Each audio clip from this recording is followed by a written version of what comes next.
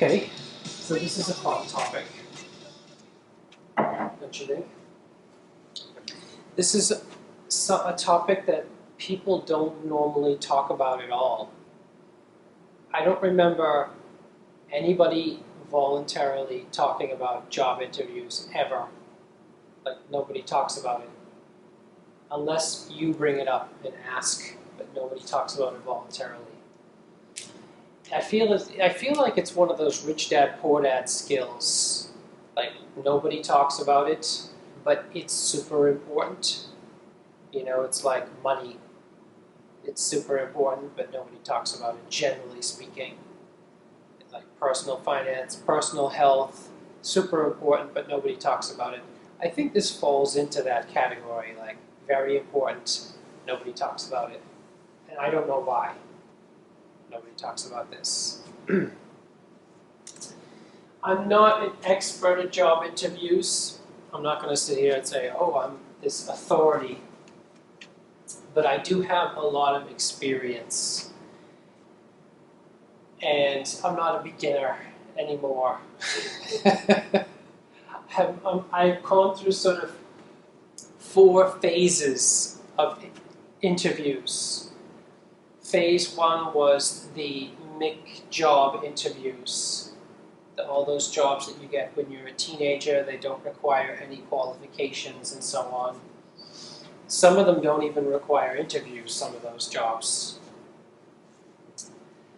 The second phase of interviews I went through was the kind of the serious ones. When I finished my bachelor's degree, I actually had these 2 parallel streams.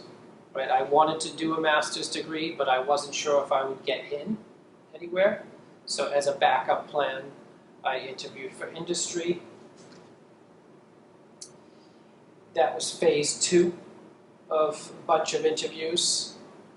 Phase 3 was when I finished my PhD, and then I was applying for academic jobs. I had a bunch of interviews. So in Europe, the UK, North America. And then the recent phase, phase 4, I just went through a phase of several interviews. And those were in the UK generally, some were for Australia. Yeah. So I've gone through these 4 phases. So I think, I don't know how many interviews I've been to actually. I'm just going to guess like 50 or something like that. So a bunch. And I'll tell like some mistakes I made, because that's another thing that nobody ever talks about. And some of them are very preventable. Another reason I think this is a good thing to talk about is because people ask me about this pretty regularly. So kind of one of the inspirations is a student. The 3rd year student came into my office and said, Bob, I have a job interview like, I don't know, next week or something. Do you have any job interview advice for me? And in my mind, I was like, I have a lot of advice actually, but I'm not going to talk about it all. But I was like, okay, well, step 1, like, where is your job interview? And he says, JP Morgan in London. And I said, okay, well, have you Googled JP Morgan interview? And he said, no. And I'm like, well, that's step 1. Step 1, Google JP Morgan interview. So I turned around, that was the days when I was still sitting. I turned around and I typed JP Morgan interview, and boom, there's a website dedicated to just JP Morgan questions. So that is like step 1 of the practical advice. Like, Google the company you're interviewing for. Like, I had an interview at Microsoft. That was one of my sort of, I don't know. I was happy to get a job interview at Microsoft because it's difficult, and they fly you out there. That was my first paid interview where they flew me there. paid for all my expenses and flew me home without a job. But still, it was a good experience, right? So that was one of my sort of memorable interviews. But imagine you're going to work for a bank that doesn't have its own webpage. You can still Google like job interview for banks, or look up an industry representative and Google that company for their interview questions. So Google has a webpage for job interview questions. Microsoft does. JP Morgan does. I don't know how many companies have these. And the companies don't make them. People make them. People go to the interview, they write down the questions, and then they send them to the webpage administrators to collect them all. Right. So those were kind of the 4 phases. That is sort of advice, practical advice number 1. Some of the other interviews I had, which I had a lot of interviews which were memorable. Another one I had that was quite memorable was at the University of Florida in Gainesville. There were 500 applicants for that position. There were 3 positions, actually. Yeah, exactly. I was like, there were 500. I didn't have any connection there. It does help to have a connection. And I was like, I cannot believe I got invited to this interview, like out of 500 applicants. I was shocked. That interview did not go well, by the way. It did. But it didn't go well because of me. Like, it wasn't my fault. There was actually a staff member there that didn't want me to get the job. He had maybe a friend that applied and got the interview, and therefore he didn't want me to get the job. He did 2 things. This is just a random story. This doesn't have any practical. Well, it could have practical implications, but he did 2 things to prevent me from getting the job. We had in a U.S. interview, you often have a schedule. So you speak to someone for some period of time, like 30 minutes or 45 minutes. Then you speak to the next person for some time, and then you have a full day schedule. Like, you speak to 3 or 4 people in the morning. There's lunch. You speak to 3 or 4 people in the afternoon. Give a presentation. So it was one of those. It was a 2-day interview, actually. He did 2 things. He was early on in the roster, so what he did was he talked to me for too long. So instead of sticking to the 30 minutes or the 45-minute slot, he just kept talking and talking and talking and asking me questions, and made the whole schedule shift by like 30 minutes or something like that. So it messed up the plan for the whole day. That was one thing he did to not give me the job, to try to prevent me from getting the job. So it made me look bad, when I was always kind of off schedule. The other thing he did was he was asking a lot of very confrontational questions during my presentation. And it was, I still remember it, actually. I was, as you guys might remember, I developed flow visualization software for CFD simulation data. And this was actually in a commercial product. So it wasn't just a research prototype. It was actually, it's on the market. You can buy it. So I gave my presentation, and at the end he says, "But does your software work on real data?" Which is a kind of a confrontational question. It depends on how you ask it. And I said, "Well, what do you mean by real data?" And he says, "Well, does it work on real data?" And I thought I had a very good answer. I said, "Well, you know what? This isn't just a research prototype. This is in commercial software. It's been tested by a testing team on hundreds of different data sets. So yes, it works on real data. And he's like, that's not what I mean. Does it work on real data? And I said, well, it's part of a commercial product. So he was being very confrontational with me. So he was trying both of those tactics too. But funny enough, I knew it at the time, because I've seen this before in other interviews. I knew that that guy was trying to knock me off my pedestal and knock me off my, just to try to generate an emotional reaction out of me. I knew he was trying to do that. It wasn't about like, I'm trying to learn something scientific from him. It wasn't about that. It was only a few weeks later that I understood actually what he was asking. So what he was trying to ask in an unfriendly way was, does your method work on experimental flow data as opposed to CFD simulation data? That's what he meant to ask, but he couldn't formulate the question. Anyways, that's just a side tangent. I'll also talk about some of the mistakes I made, not just the. I didn't get that job, but it was fun to go to Florida and interview there.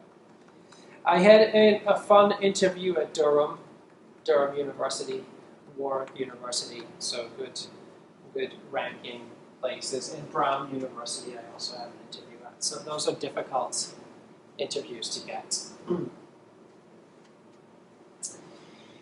Okay, so second piece of advice, practical advice, is prepare a list of questions. Surprise, surprise. That's not too surprising. And you can, look at your favorite web pages for interview questions and so on. There are a few questions that you have to be prepared for, and I've written some down. Like, you have to have these questions prepared, right? Like, question 1, why do you want to work here? That's usually like really question 1, why do you want to work here? And I have my notebook, my actual notebook, and I can share answers if anybody's interested that I give for these questions, but you have to have that. I'll just say a good answer is, like, this institution, it doesn't really matter which institution it is. You can say, this institution has a reputation for being very ambitious.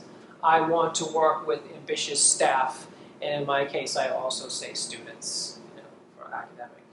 Very good answer. I've even had panelists say, very good answer. And it's just silly. It's a game. It's a game in some ways. Yeah. Why are you the best person for this job? Obviously, there are going to be different variations of this question, but that's a generic question that you're almost guaranteed to get. And then you have to talk about your strengths. You have to think back to your CV and your strengths, but you don't have to think back because you'll have prepared an answer for that question in your notes, just like I do in my little black book there. But you have to be ready for that question. Like, why are you the best candidate for this position? Okay, another question you have to be, you don't have to, but it's very good to be prepared for, and you will get asked pretty often is, what do you know about us? Very common question. And I've tried to make these questions independent of any industry or any type of job. Like, this is going to come up in academic interviews and it's going to come up in industry interviews, these questions. What do you know about us? I don't like that question because like, it's one that you have to prepare for every interview a little bit, which is annoying. You can't just use the same answer as all the other ones. Okay, another common one is, what's your biggest achievement? It's a good one to have prepared already. Right? That's a difficult question, but I have by the way, I have Googled like preparing for job interviews and common job interview questions. There aren't that many good YouTube videos on this topic, but one I saw answered this question pretty well. I saw one. It's you might say a few things about yourself, like I have this degree, or I went abroad, or whatever, or I did this special thing. But at the end, you say, I believe my biggest achievement is yet to come at this job. Right? That's a nice answer, for that question. You're not convinced. It's okay, it's okay. It sounds a little bit canned, but it's a game. It's also a skill, by the way. It's definitely a skill, these job interviews. Okay, you'll have a question like this very often. What is your previous experience? Or what is your previous relevant experience? You do get that question even though your CV says what your previous experience is. You will still get this question, so you still want to be prepared for that. Funny enough, I've done a lot of interviews now. I've got a lot of practice. And I've heard some of these questions over and over again. So some of them I have long answers for. And sometimes you don't finish your answer. You talk for 30 seconds or 60 seconds, and then I say something like, would you like me to stop here, or would you like me to continue? Because I could keep going answering this question. And usually, the response I get is, let's just stop there and move on to the next question. That's usually so in some ways, it's like, we're just testing you to see if you're prepared, in some ways. We don't actually care about the full-length answer. It's just, we're testing you to see if you can handle this. Okay, very weird if you finish all the things you want to say and there's going to be silence. They're not asking anything, but you have nothing to tell. It's Yeah. I've had this before. Yeah, and they're all pressured for time. They have a schedule, this has to fit in, whatever. I had an interview at University of East Anglia, and it was so obvious that they had this ridiculously tight schedule. You could feel the tension in the room. Everybody was on the edge of their seats like this, oh my gosh, get this over with. It's just wow. And at the end of the interview, okay, so this is a question you have to be prepared for. Absolutely. The last question is always, do you have any questions for us? So I can remember this question at more than 2 interviews, actually. The first time I ever got this question that I can remember that sticks out in my mind was the University of North Carolina, Charlotte. My very first proper academic job interview was at the University of North Carolina, Charlotte, with a very well-known professor named Bill Rabarsky, who unfortunately passed away about two or 3 years ago now. But I'll never forget that interview. It was very, very memorable for several different reasons that I can't go into everything because I would be talking for too long. But at the end of the interview, the panel said, do you have any questions for us? And I wasn't prepared. I didn't have good practice at job interviews. I didn't take notes like I do today.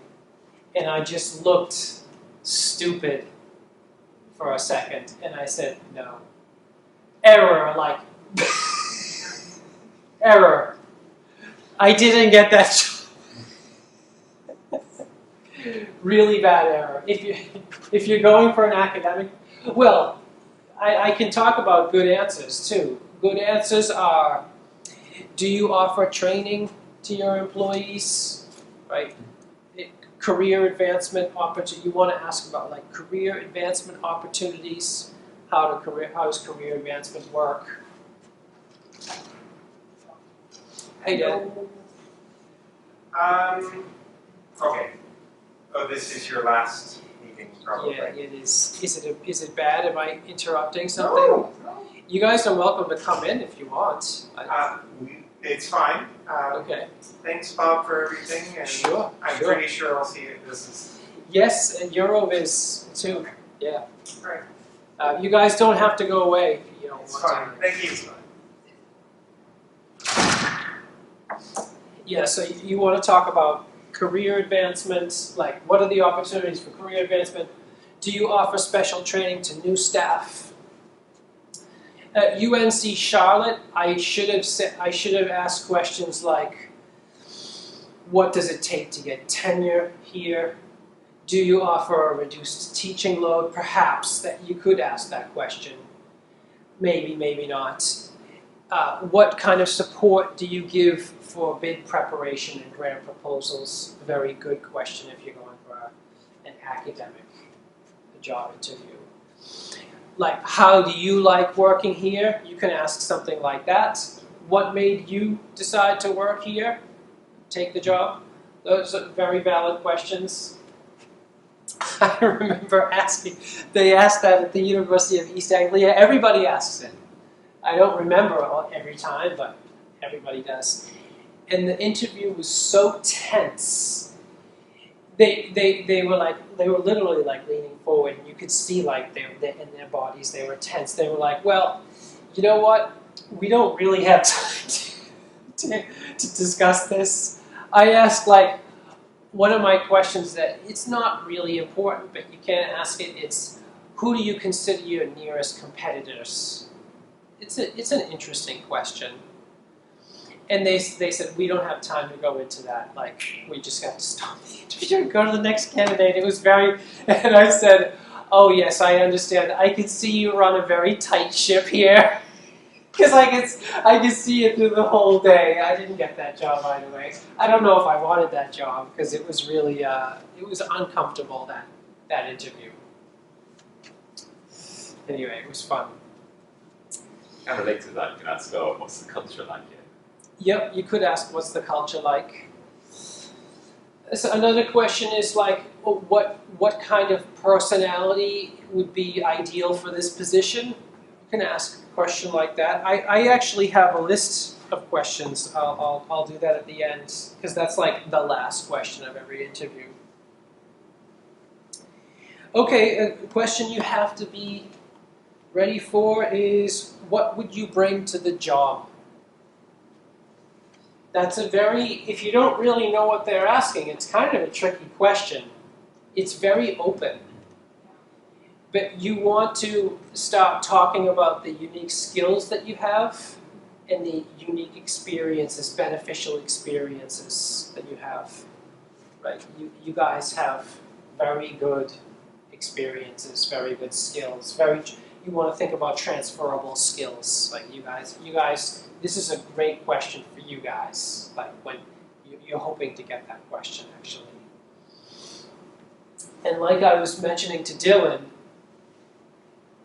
for you guys, it's perfect. So you might talk about a project that you worked on, like Agent Viz, More Viz, Tree Map Viz, and stuff, and that you tell them a little bit.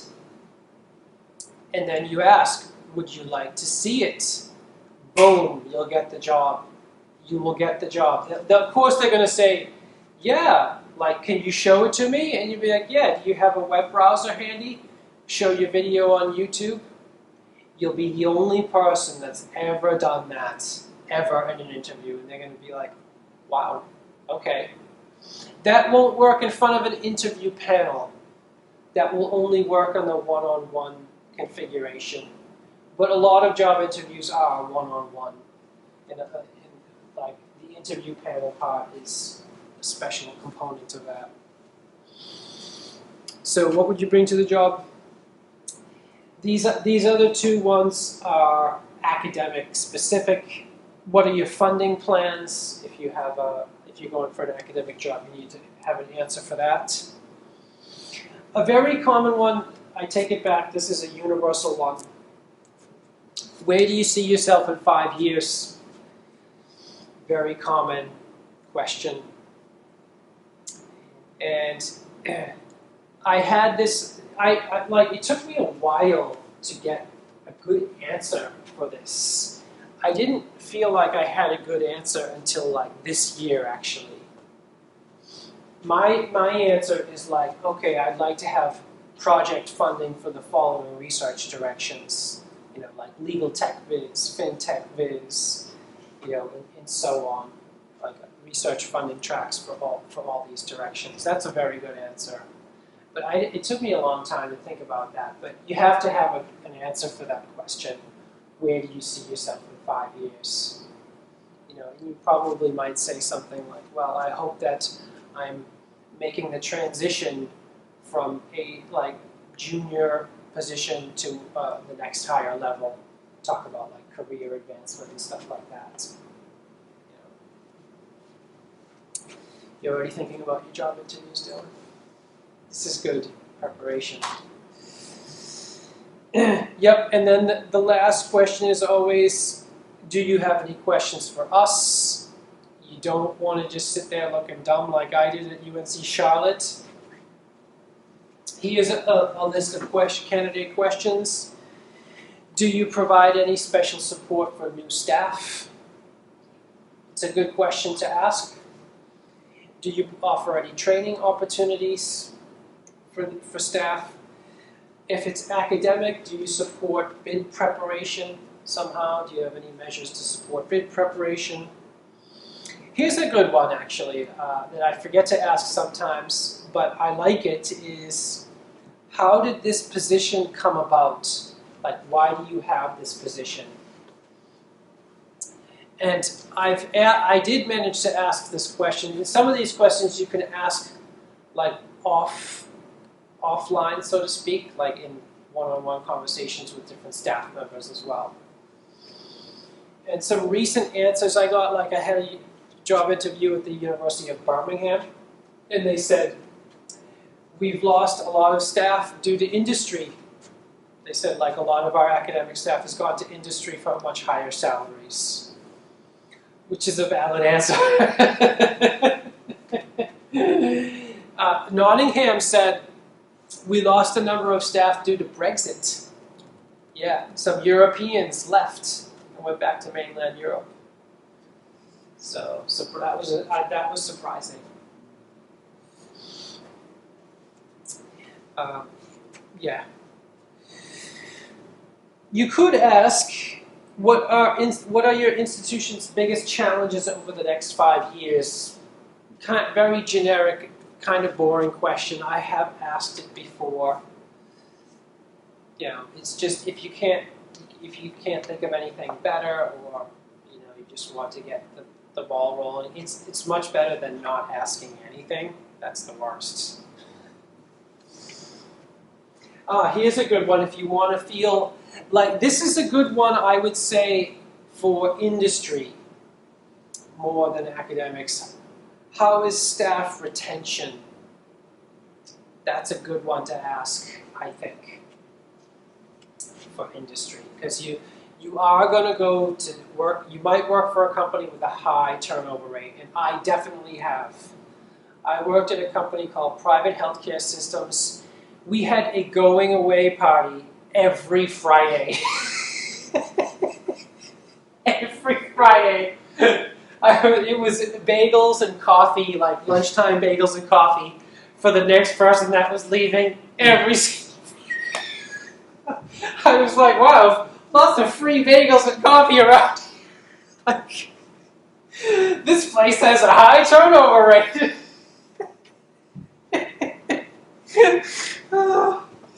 U.S. healthcare. That was a U.S. healthcare company. So that's another story in itself. But I enjoyed it. I was a summer intern, so it paid very well. But apparently it wasn't a good place to work for That's like a career. Okay, I asked this at the University of Birmingham. What are the best and worst things about working here? Could ask it. Of course, they didn't answer the worst part. They only answered the best part, and I didn't push it. I didn't get the job, by the way. I think they had a candidate already in mind.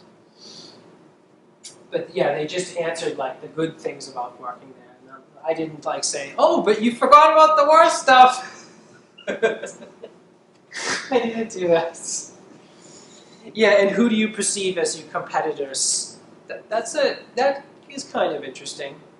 Kind of interesting. So, piece of advice number 1, search for interview page questions, a special interview page. Prepare a list of questions and answers. Piece number 3 is bring a notebook. So I have a little black notebook with all these questions inside and my answers. Not written out, just bullet points. It's great to have them. It's great to just look at it just before you walk in the door, because you're going to be nervous. Like, I don't think it's possible not to be nervous at all. Like, the one I was the least nervous for was Birmingham, because I had already had the Nottingham job, so I was like, no pressure on this one. You know. But still, I was a little bit, like, not really nervous, but a little bit. Bring a notebook. And by the way, I carry this notebook with me into the room and into it. And when they say, do you have any questions, I actually have my page open and I'm looking at the questions. I don't think there's anything wrong with that. I think it's unusual, but I don't think there's anything wrong with it. It shows your geeky side, your studious side. You know, it shows that you're prepared.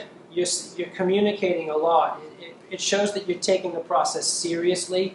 I think it's a good idea to have this in front of you. Sometimes I've had it in front of me, like I'll usually be sitting down and I put it like right on the table, right in front of me to the page. Sometimes I never even look at it because it's going so smoothly and everything. But I think just that act, having your notes up, boom, like I think it does communicate a good message. I can't prove that though. I can say that if I was the interviewer and somebody did that, they would get plus points for that. I would say, somebody that knows how to take notes, knows how to prepare, and doesn't want to forget important things, like good qualities. That's my opinion on that. Piece of advice number 4, do some research on the institution. You have to have a little bit of an answer for that, like what do you know about us? But again, you only talk for 60 seconds. They don't want to hear a long thing. So if you could just talk for 30 seconds, like I know you can say, I looked at your Wikipedia page and you know, it said you have this many students or this many employees, you know, you started in whatever year, whatever, and so on, and you have a reputation for this and so on. It's kind of a litmus test, like, did you do any homework before you came here to find out who we are? Or are you just walking in here just for the fun of it? It's like, yeah. Just show that how this job is important for you. Exactly. They're asking, is this job important to you? Exactly. Yeah. Okay, you asked a very good question. I think it was yesterday. So, like I said, I'm not an expert at job interviews, and this is a point I struggle with. It's the speed. The job interviews are fast. It's like a verbal test. It's like an exam. And the questions come at you quickly usually, and they want quick answers. So it's like at a typical academic interview, there are 5 or 6 panelists behind a table. Like at Birmingham, I said I would love to shake all of your hands, but like, I can't reach that far. They said, fine. That's another thing, by the way. If you can shake everybody's hand, I recommend shaking everybody's hand. If you can't shake everybody's hand, I recommend saying, I would like to shake everybody's hand, but the logistics are too difficult here. I have messed that up before, and I don't think it's good to just sit down and like not acknowledge that, either by trying to shake hands. In Nottingham, I shook everybody's hands, and I think they appreciated that. Yeah, it's something to think about, and it's something I would include. But there's almost always times when you get these questions you don't know the answers to, or just throw you off. And my personality is not really built for fast things. Like, my personality, I speak slowly. I've gotten comments on YouTube like, you speak slowly. I don't mind. I don't care. I think it's good, actually. When somebody speaks too quick, I don't like it. But anyway, my whole mind kind of is slow in processing things. If somebody asks me a question, I like to think about it, and usually a good answer comes like 24 hours later. And so this is not my natural environment at all, these job interviews. Probably for a lot of people it's not, but it's definitely a skill. And I've gotten some really, really strange questions too. I've written a few down. But a good tactic, and I used it in Birmingham and it worked really well that particular time, is if you get a weird question that totally throws you off and you don't have an answer, it's good to say something like, it's good to either repeat the question back to them and say something like, okay, if I understood you properly, you're asking the following. Or could you repeat the question for me, just to make sure I understand it correctly? Perfectly reasonable, valid things to do. And at Birmingham, I got that strange question about Ed Tufte. Like, Ed Tufte thinks visualization is a fox. What's your response to that? I was like, what the hell kind of question was that? And so I paused and I said, okay, can you just repeat that question? I'm not sure I totally understood.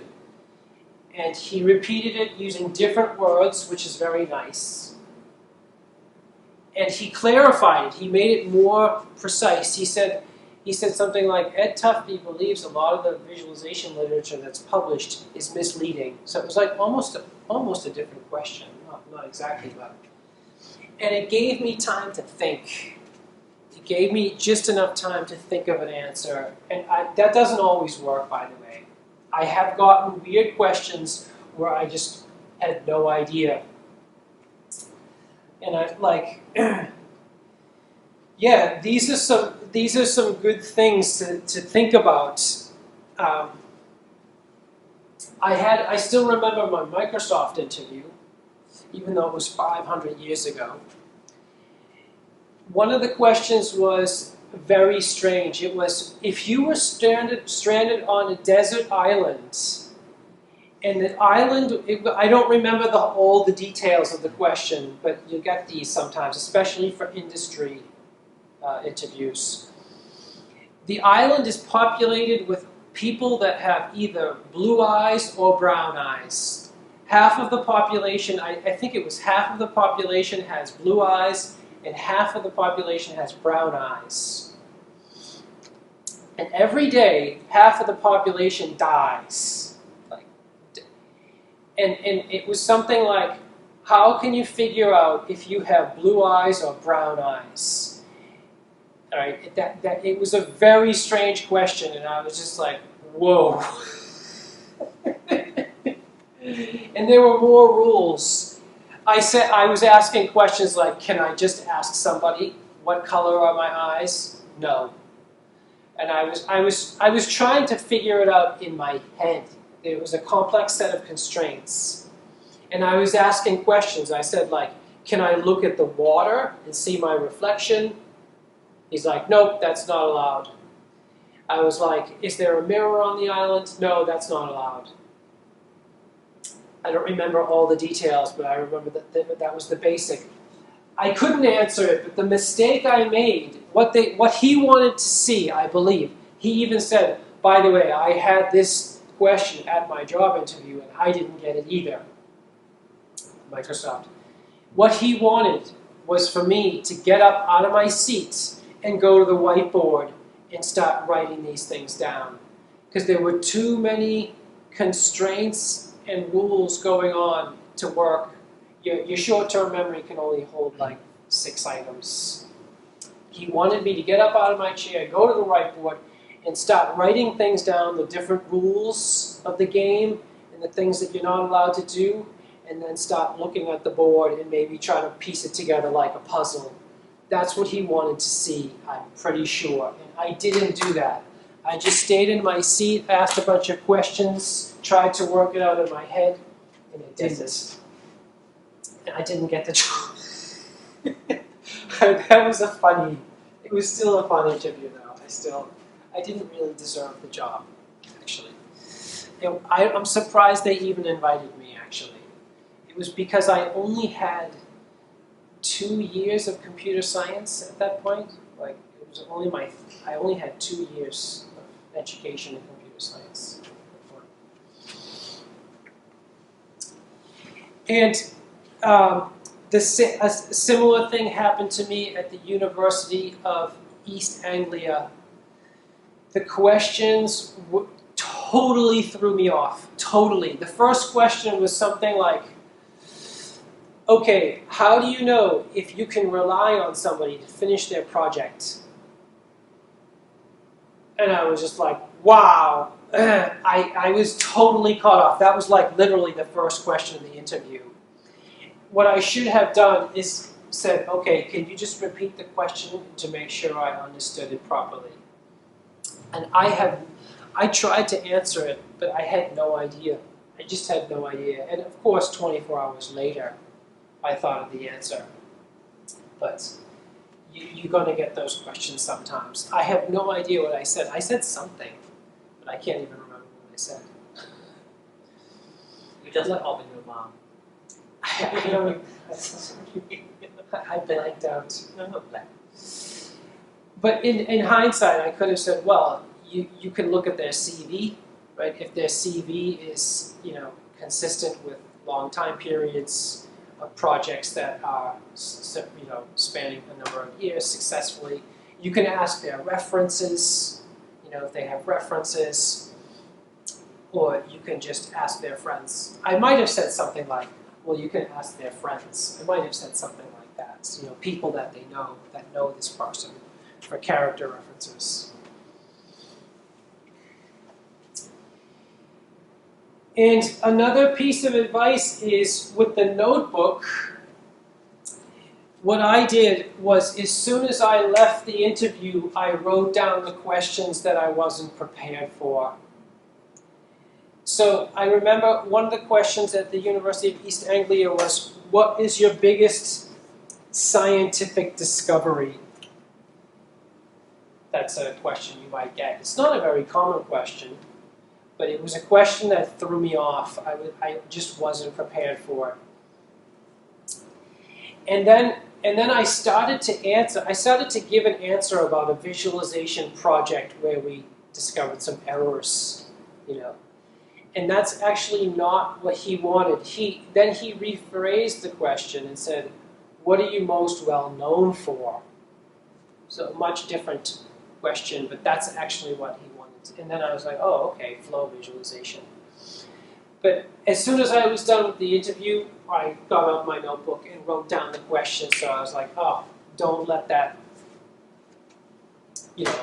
bump you off course in the future interviews. So like, keep a notepad and write down questions, because it is a skill, definitely. Like the first interviews I had were so much worse than the later ones. The more you have, my last interview was one of the best at the University of Birmingham. Even though I didn't get the job, the interview went really well. Like, I answered all the questions just fine. I was like, boom, I executed I was very happy, like, with my execution. Like, there have been some interviews where I just think, okay, that was good.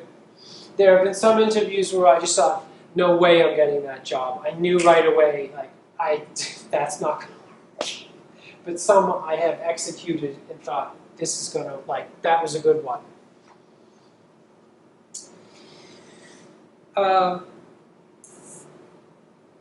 Oh, another surprising question I got at the University of Warwick was, what would you do with 100,000 pounds? If we just gave you 100,000 pounds, what would you do with it? I've never gotten a question like that anywhere. And I had no good answer for that. I didn't have a good answer for that. I don't remember what I might have said some silly stuff like, oh, I would hire a PhD student, or I would organize a conference or something. I probably just said some boring things that weren't really interesting.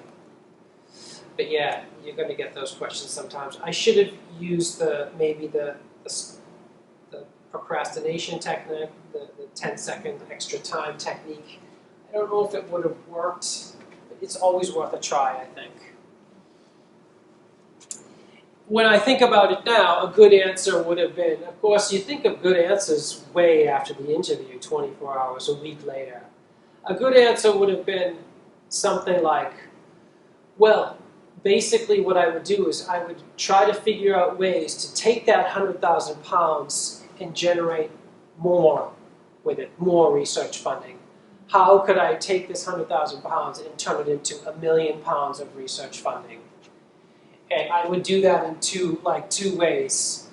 I would ask everybody in the department, what would they do with 100,000 pounds, and how would they try to turn it from 100,000 into £1 million? I would just ask everybody. I think that's a very good, valid answer.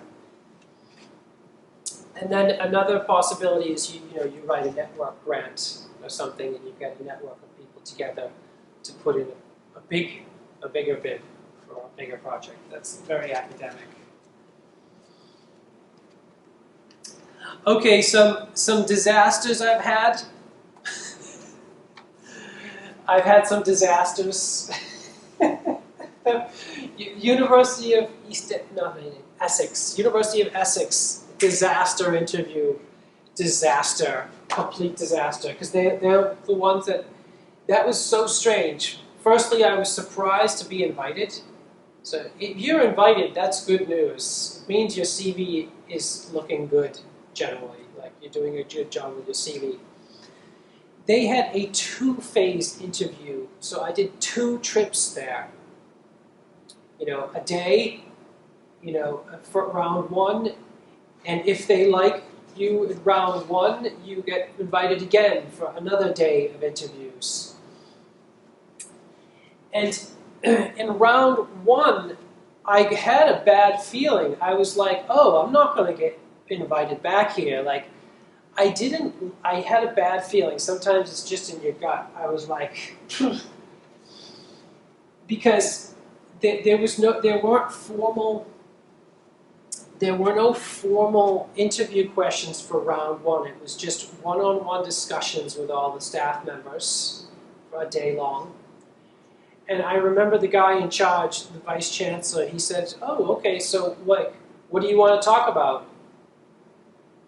So it was a good thing I was prepared, because that's very similar to, do you have any questions for us? So I had my notebook out, and I started asking questions. But the whole half hour was just that guy talking about himself. That's all it was. He just talked about himself for a half hour, 45 minutes. I kept asking questions. It was like me interviewing him. And I was just like, he didn't ask me a single question. Like, he doesn't even care if I get this job or not. Like, he's not interested if I get this job. That was round 1. And at the end of that day, I was like, what the hell am I doing? They are not interested in me, and I still don't know why they invited me back for this. Maybe because they had to go through the process, but that's, disasters happen. Like, the other thing was the disaster with this first question. It was the very first question, how can you tell if somebody is going to be reliable and finish their projects? I was just like, wow. None of the questions were anything scientific. They were all management questions because it was a management job. It wasn't just a professorship job. There was a management component. And also, I remember at that interview, they said, "What is a good way to engage industry with your research?" And that's when I thought of the industry engagement ladder. That was what that document is actually for, to answer that question. Because they said, we're going to ask you this question. Like, how do you engage industry? And that's when I started to take the engagement. And I said, oh, I have a ladder for that process. And I spoke for like 5 to 10 minutes. And I had to stop and say, do you want me to go into more detail? And they said, no, that's enough. And then the woman at the end asked me, how would you engage industry in your research? And I don't know, it just totally threw me off. I was like, I just spent 5 to 10 minutes answering that question. And she asked it again. It just threw me off. I was just like, what do I do? When somebody just didn't understand what I said, What I probably should have said is, how is that different from the last question that was just asked? That would have been a good response. Like, isn't that very similar to? But it just threw me off. I just have never experienced that being in an interview. And it's a high-pressure situation, and then you get the same question twice. I was just like, ugh. The other game, you're looking how you react to this question. Yeah. Maybe they were just testing to see how I would react. Yeah, very, very valid possibility, definitely.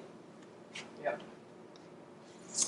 Oh, 2 other disasters. I have lots of interview stories actually. I could do like separate thing on that. I had an interview at Simon Fraser University. I think that was my only Canadian interview ever, I think. And it was, again, one of these 2-day interviews. It might have even been 2.5 days. I guess it was a day and a half. But I think it was like a Thursday and a Friday for some reason. No, it couldn't have been. Anyways, it's not important. But I had the full-day interview. I don't know. I thought it was probably okay. I don't have any particularly like bad or good memories of that day, like with one way or the other. Nothing out of the ordinary happened. The second day, we're having lunch, and the guy in charge says, okay, I'm going to have to leave after lunch. Like, I won't have time to talk to you anymore. That'll be the end. And then he says, where's your luggage? And I was like, oh my God. I was like, I left it in the hotel. And I was supposed to have checked it out of the hotel because I didn't have the hotel for that evening, actually. And he's like, you left it in the hotel? I'm like, yeah. I said I forgot to pack, actually. For some reason, I imagined going back to the hotel and then packing and then going to the airport. But what I was supposed to have done was packed in the morning, checked out, and have my luggage like ready to go either there or at the university, presumably at the university.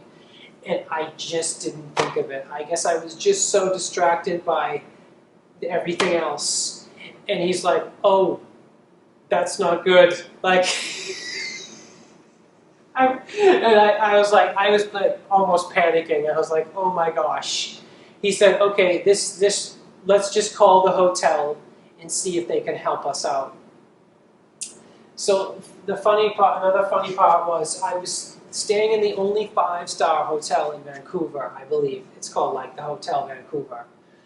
Beautiful, beautiful hotel. And because it's 5-star, you get extra services whenever you need it. And so he called the hotel.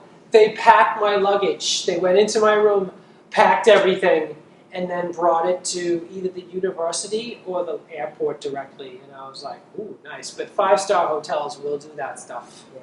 You know, even 4-star might. But that was a disaster. I was like, oh, didn't get that job. Yeah, at least I had my stuff. And I don't even think I had my passport. I was like, oh my gosh, what about my passport?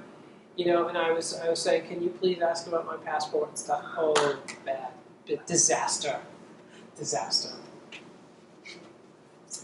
What is another disaster was Brown University. I had the stupidest idea in the world that I would have my interview at Simon Fraser University and then the next day have an interview at Brown University. Stupid, stupid idea. Stupid. I should have had at least one day off between the two interviews, at least. You know, sometimes I'm just stupid. That's the bottom line. I took an overnight flight from Vancouver to the East Coast, Providence, Rhode Island, and went straight to an interview at Brown University. Such a bad idea. Such a bad idea. I literally fell asleep during the interview at Brown University. Wow. Yes. But not to go. So funny today. I have a twist at the end. So it was only a postdoc, so it wasn't such a big deal in some ways.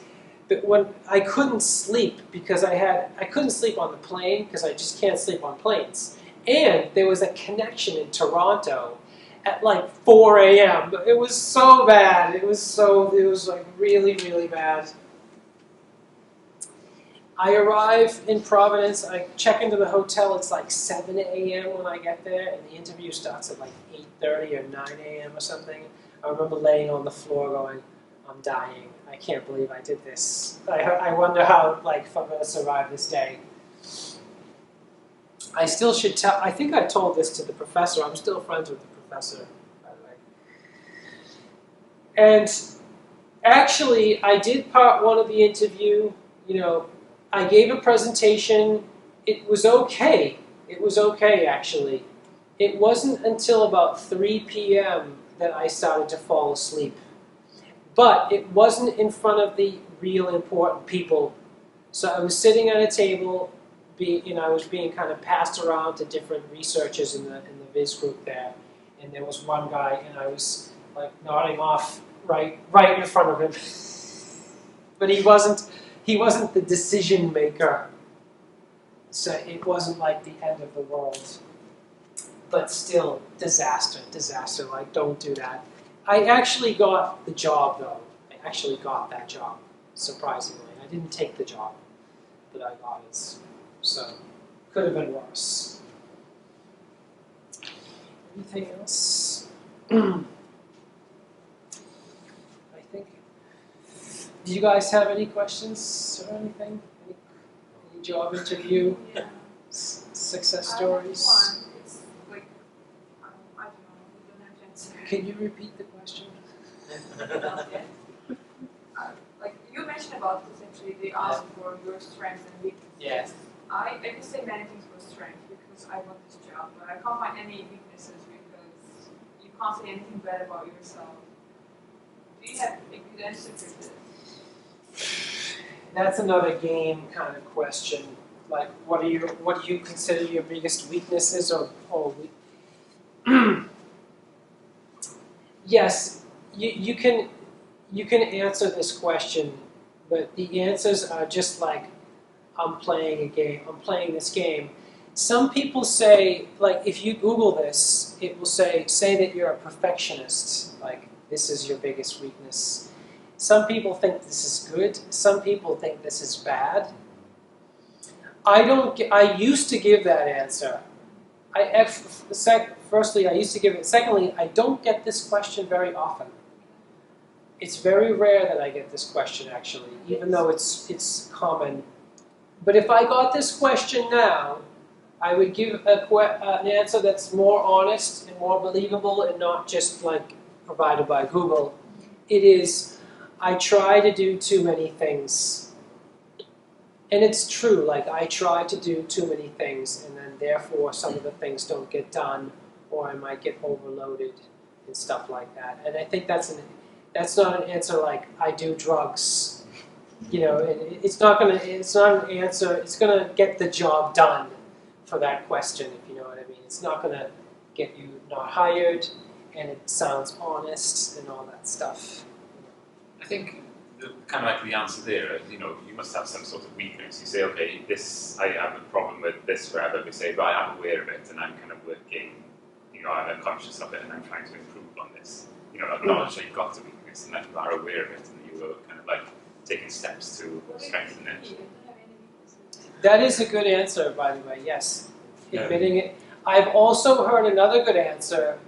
It's not a proper answer, but it gets the job done as well. It's, I used to have this problem, and then I worked on it, and now I don't have it. It doesn't actually directly answer the question, but it gets the job done, and I've heard that before, and I think, yeah, that's a lot better than nothing, or just saying I'm a perfectionist and stuff like that. If you say, I used to stutter, or whatever. I used to be a procrastinator, and then I read a book on procrastination. But I mean, if you don't say anything though, I mean, that's to say, oh, I think I'm perfect. Which is kind of like almost arrogant in some ways, isn't You it? can say, like, of course I have fundamentals, but I can't recall them or I can't remember now or something. Well, that's your weakness then, isn't it? So a bad memory, I but have bad memory, yeah. Yeah. Any other questions, comments? I can tell one more kind of.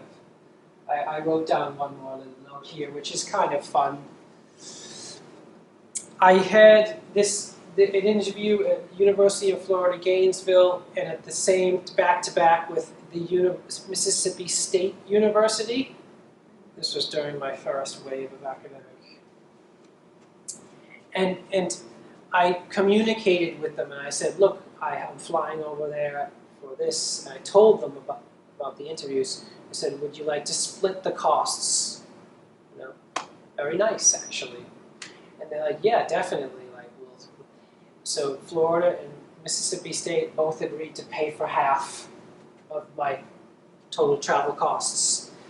But I have a friend that works at the University of Mississippi, which is not the same. And he said, you're coming here to Mississippi State for an interview? I was like, yeah. He's like, well, we should get you an interview here, too. And so I ended up interviewing at 3 places. But I said, okay, but would they be willing to split the costs? And they said yes. So I split the costs 50-50-50.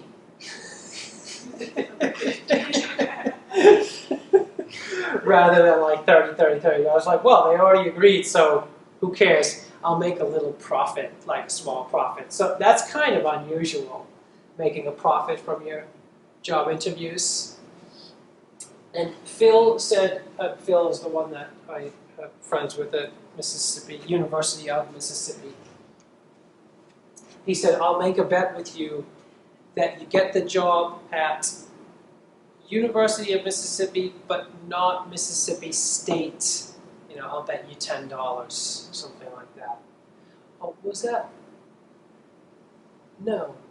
I think the bet was, I'll bet you $10 that University of Mississippi offers you a job. I think that was the whole bet. And I don't think Mississippi State was involved. And I said, yeah, sure, I'll bet you that. Oh, maybe I got it wrong. There was a bet about who was going to offer me a job, but I can't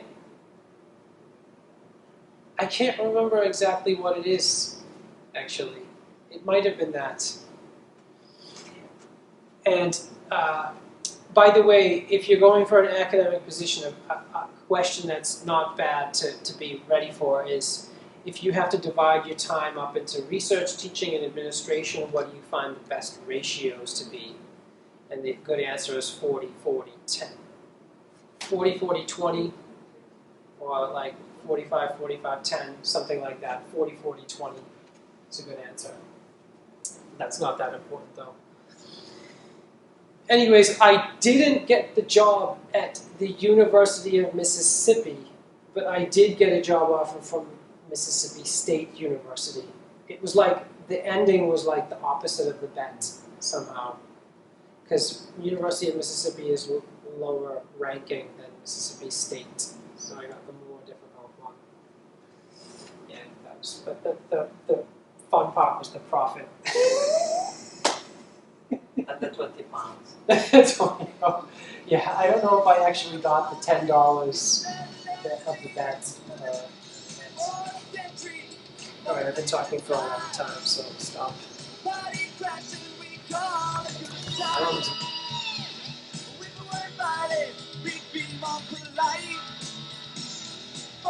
centuries